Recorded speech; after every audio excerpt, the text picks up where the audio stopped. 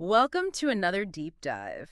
Okay, some pretty heavy stuff to dig into today. Yeah. You sent over these articles, and the Sean Diddy Combs case, I mean, Yeah. it's a lot, right? This Yeah. isn't your typical, like, celebrity gossip rag kind of thing. No, not at all. We're talking about extortion. We're Yeah. talking about sex trafficking. Like, these are very serious allegations Extremely serious, yeah. with huge consequences. Huge ripple effects. Absolutely. So, I'm fascinated by this material. I really want to dive in. Yeah, me too. Can you tell us a little bit about the case before we get into it? Like, what should we kind of be looking at here? Well, I mean, I think the most striking thing about this case is how it goes so far beyond just the entertainment industry. Right. Like you said, these are very serious allegations with potential consequences that could echo throughout, business, politics, Yeah. even how we think about celebrities in this kind of, post-Me Too era. Yeah, for sure. It seems like this story touches on so many different things, which is why I'm so fascinated by it. Right. It's a bit of a rabbit hole, isn't it? It is, but I think it's an important one to go down, right? Yeah. Because these are big issues, and Diddy's such a huge figure. So Absolutely. let's start, I guess, with the actual charges against him. Right. Because, like we said, conspiracy to commit extortion, sex trafficking, these are a whole other level. Right. This is not a DUI. This is not, some kind of like Yeah. public intoxication thing. This is, A whole different ballgame. yeah. So what does that mean? Like, practically speaking, what are we looking at here? Well, I mean, we have to be careful because he hasn't been found guilty of anything yet. Of course, of course. But these charges suggest a potential pattern of really disturbing behavior and abuse of power. Yeah.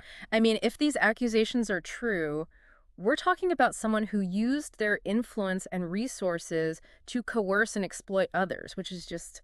And that's really, I think, what makes this so much bigger than just Diddy, right? Yeah. Because it raises questions about how we, as a society, deal with these kinds of accusations when they're leveled against people with immense power, wealth, influence, right? Right. It makes you think about all those other cases, where maybe justice wasn't served Exactly. because of those power dynamics. Yeah, and it's not just about the court of law either. Right? Like, we're already seeing the court of public opinion having its say, right? I mean, you sent me those articles about House of Takara and Suri. These companies are cutting ties with Diddy left and right. Yeah. And those are just two examples. Right. Who knows what's going on behind closed doors? Exactly. This could be the tip of the iceberg. Because for these brands, it's a business decision. Right. They're thinking, Absolutely. can we afford to be associated with this guy right now?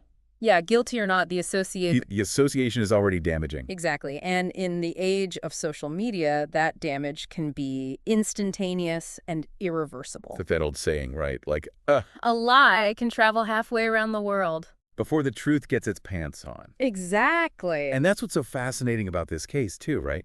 Because it's not just about the legal stuff. It's about the court of public opinion. Sure. It's about these brands and these companies making these really difficult decisions. And the court of public opinion moves so much faster. Right? It does. You don't need a verdict. You just need a hashtag. Exactly. And suddenly, careers and reputations are hanging in the balance. It's almost like a whole other layer of accountability. Right. It's like this parallel justice system playing out online. Yeah, and it's interesting, too, because you included that piece with Donald Trump's take on all this. Yeah, that was an interesting one. Which I thought was so fascinating because he's like, these celebrity scandals are a distraction. Right. He's basically saying, look, this is all just noise to distract from the real issues. Which I don't know. I mean, I can see where he's coming from to a certain extent. Right. Because on one hand, you have the economy, you have national security, you have all these pressing global issues. Right. And then you have this celebrity scandal.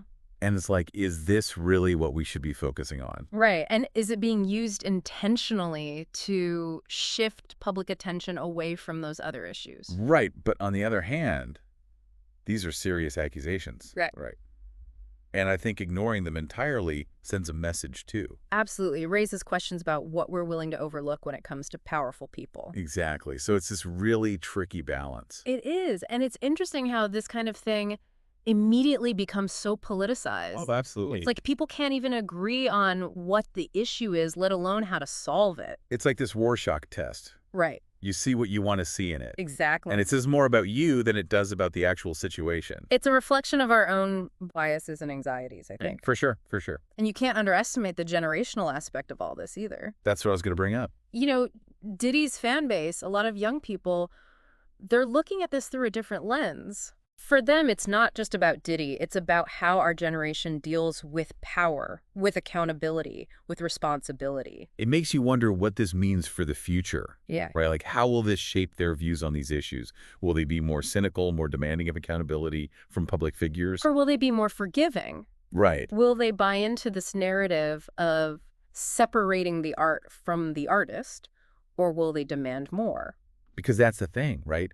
It's 2024, the internet is everywhere, and these young people, they've grown up with social media. It's their world. They can see through the BS, right? They're more aware of these power dynamics than any generation before. So I'm really curious to see how this plays out, not just in the legal sense, but also in the court of public opinion and the court of, like, you know, generational shifts and all that. It'll be interesting to see if this becomes a turning point in how we view celebrity and accountability. Yeah, it's a fascinating case, and it brings up so many important questions that I don't think have easy answers. Definitely not. But I think it's a conversation worth having, right? Absolutely. Even if it's uncomfortable, even if it's messy. Especially then. This is how we learn and grow, right? Exactly, by confronting these difficult issues head on.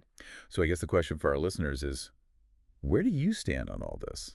Like, how much weight do you give to a celebrity's personal life when it comes to supporting their work or even engaging with them online? It's a tough one, right? It is, but I think it's a question we all have to grapple with in this day and age. Absolutely. And I'm not sure there's a right or wrong answer. Yeah, and maybe that's okay, right? Maybe the point is to keep asking these questions, to keep having these conversations. I think so, because the answers might surprise us. Well, on that note, I think we've done enough deep diving for one day. Yeah, I need a break after that one. I think we all do. Let's pick this up again Oh, sometime. absolutely. Thanks for joining me. This has been, My pleasure, as always. it's always a fascinating conversation, and I'm sure this isn't the last we'll be hearing about this case. Thanks for listening, everyone.